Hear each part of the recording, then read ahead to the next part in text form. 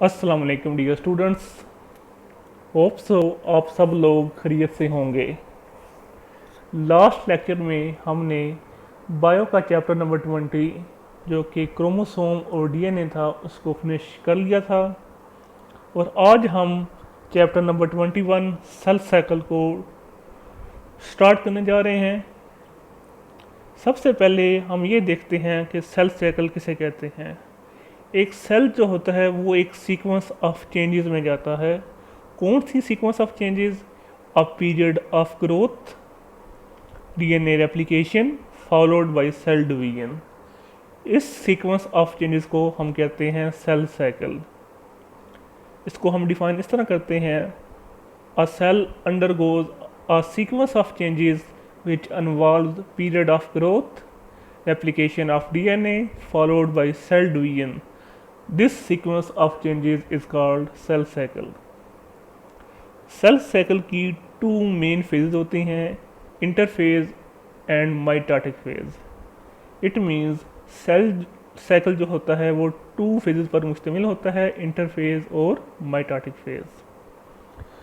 पहले हम डिस्कस करेंगे इंटरफेज के बारे में। सेल साइकिल की ऐसी फेज जो कि टू कंसेक्टिव सेल डिवीजन के दरमियान होती है उसको हम बोलते हैं इंटरफेज। एक सेल डिवीजन हुई है, उसके बाद एक दूसरी सेल डिवीजन हुई है, उनके दरमियान का जो पीरियड है उसको हम क्या बोलते हैं? इंटरफेज बोलते हैं।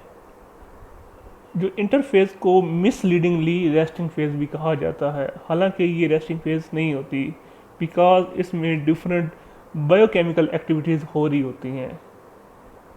इंटरफेज को फर्दर 3 फेजेस में डिवाइड किया गया है, G1 फेज, S फेज और G2 फेज।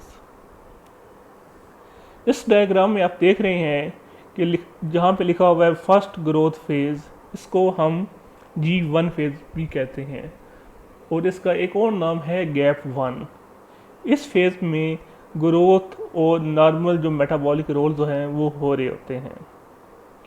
इस G1 फेज के बाद जो फेज आती है इंटरफेज की, उसको हम बोलते हैं S फेज या सिंथेसिस फेज। इस फेज के अंदर डीएनए की रेप्लिकेशन होती है और साथ साथ जो क्रोमोसोम का नंबर होता है वो क्या होता है, हो जाता है डबल हो जाता है। एस फेज के बाद जो इंटरफेज की फेज आती है उसको हम बोलते हैं G2 फेज और सेकंड ग्रोथ फेज और गैप 2 फेज।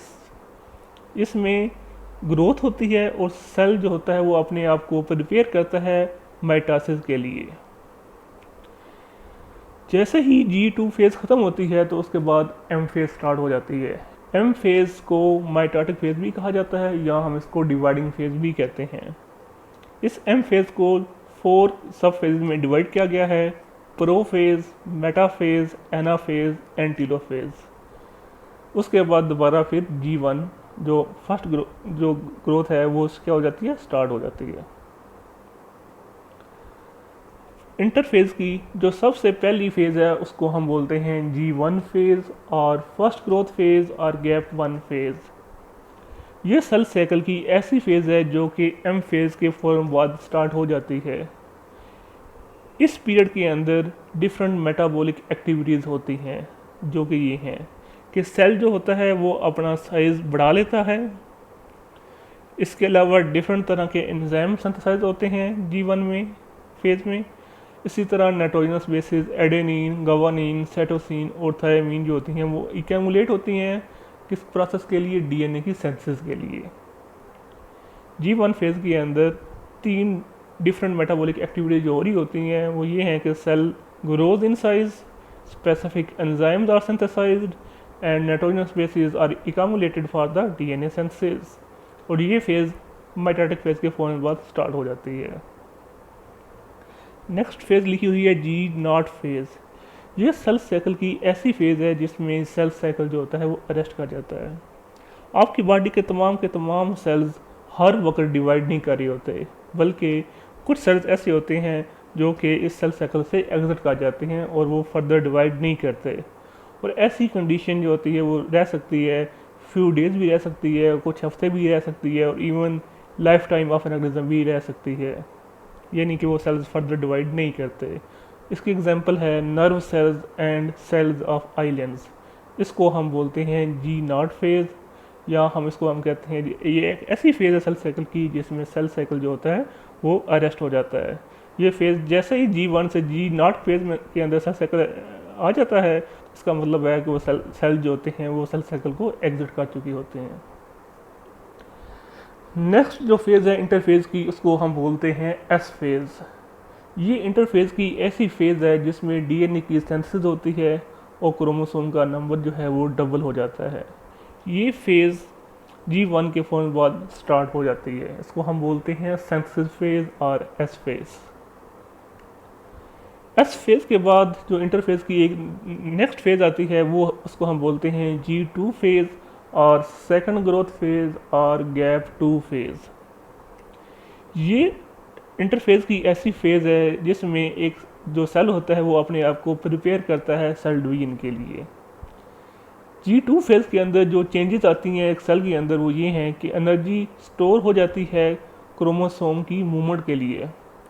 इसके अलावा स्पेसिफिक प्रोटीन जो होती हैं वो सिंथेसाइज होती हैं माइटोसिस के प्रोसेस के लिए। और जो लास्ट पॉइंट है वो ये है कि आरएनए और माइक्रोट्यूब्यूल सब यूनिट्स होते हैं वो सिंथेसाइज हो जाते हैं। इसके बाद है सेल साइकिल की दूसरी मेन फेज़ जो कि थी माइटोटिक फेज़ और एम फेज़ और डिवाइडिंग फेज़, या इनके 3 नाम जिसके हम लेते हैं। ये फेज़ सेल साइकिल की ऐसी फेज़ है जिसमें सेल डिवीजन होती है। इस एम फेज़ के दौरान जो चेंजेस आती हैं सेल के अंदर वो ये हैं कि क्रोमोसोम कंडेंसेशन एंड डीकंडेंसेशन, क्रोमोसोम यानी कि कंडेंस कर जाता है और डीकंडेंस हो जाता है। Nuclear envelope breakdown and reformation, nucleus के गिर्द जो मेम्ब्रेन होती है उसको हम बोलते हैं न्यूक्लियर एनवेल्प, या तो वो ब्रेकडाउन हो जाती है और दोबारा से बन जा सकती है। और जो थर्ड पॉइंट है वो ये है कि क्रोमोसोमल सेग्रीगेशन, इनके क्रोमोसोम एक दूसरे से सेग्रीगेट कर जाते हैं। माइटोटिक फेज़ हमेशा 2 सब फेज पर मुश्तमिल होती है। एक को हम बोलते हैं कैरियोकाइनेसिस और दूसरे को हम बोलते हैं cytokinesis. Karyokinesis division of nucleus को कहते हैं, जबकि साइटोकाइनेसिस साइटोप्लाज्म की डिवीजन को कहा जाता है। नेक्स्ट है duration of cell cycle. Different cells के अंदर जो सेल साइकिल का ड्यूरेशन है वो भी डिफरेंट है। फॉर एग्जांपल एक ह्यूमन सेल जो है वो 24 आवर के अंदर अपना सेल साइकिल कंप्लीट करता है। आपको पता है कि सेल साइकिल की 2 फेज होती हैं, इंटरफेज और माइटोटिक फेज। इंटरफेज में G1, S और G2 फेज आती है, उसके बाद माइटोटिक फेज आती है जो सेल साइकिल की दूसरी फेज है।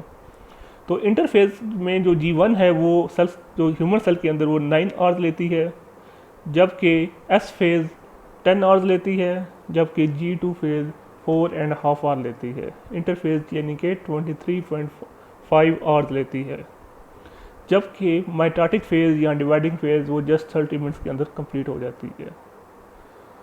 इसी तरह अगर हम बात करते हैं एक यीस्ट के सेल साइकिल की तो वो 90 मिनट्स के अंदर कंप्लीट हो जाता है। इसके अलावा बैक्टीरिया का सेल साइकिल 20 मिनट्स के अंदर कंप्लीट हो जाता है।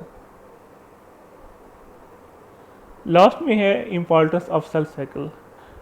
सेल साइकिल के 2 इम्पॉर्टेंट फीचर्स होते हैं। सेल साइकिल की हर स्टेज पे स्पेसिफिक चेक पॉइंट्स होते हैं जो कि हर न्यू फेज़ की फेट को डिटरमिन करते हैं। इसके अलावा सेल साइकिल जो होता है ये इंश्योर करता है exact qualitative and quantitative distribution of genetic material into the daughter cells. आज हमने बस यही डिस्कस करना था। हमने इस चैप्टर में ये डिस्कस किया है स्टार्ट में कि सेल साइकिल की डेफिनेशन क्या है, सेल साइकिल की कौन सी 2 मेन फेज होती हैं, जिसको हमने बोला इंटरफेज और माइटोटिक फेज। इंटरफेज को मैंने फर्दर आपने को कहा कि ये इस फर्दर 3 में डिवाइड सब फेज में डिवाइड है, G1 फेज, S फेज और G2 फेज। हमने इनमें G1, S फेज और G2 फेज में देखा कि कौन कौन सी मेटाबॉलिक एक्टिविटीज़ हो रही हैं। उसके बाद हमने देखी कि माइटोटिक फेज फर्दर 2 सब फेज में डिवाइड है, कैरियोकाइनेसिस और साइटोकाइनेसिस। और उसके बाद हमने पढ़ा ड्यूरेशन ऑफ सेल साइकिल जो कि डिफरेंट है इन डिफरेंट सेल्स के अंदर। और लास्ट में हमने इम्पॉर्टेंस या फीचर्स ऑफ असल साइकिल को डिस्कस किया। इंशाल्लाह नेक्स्ट लेक्चर में हम माइटोसिस को स्टार्ट करेंगे, जो कि सेल डिवीजन का पहली मेन डिवीजन है। तो तब तक के लिए अल्लाह हाफिज़।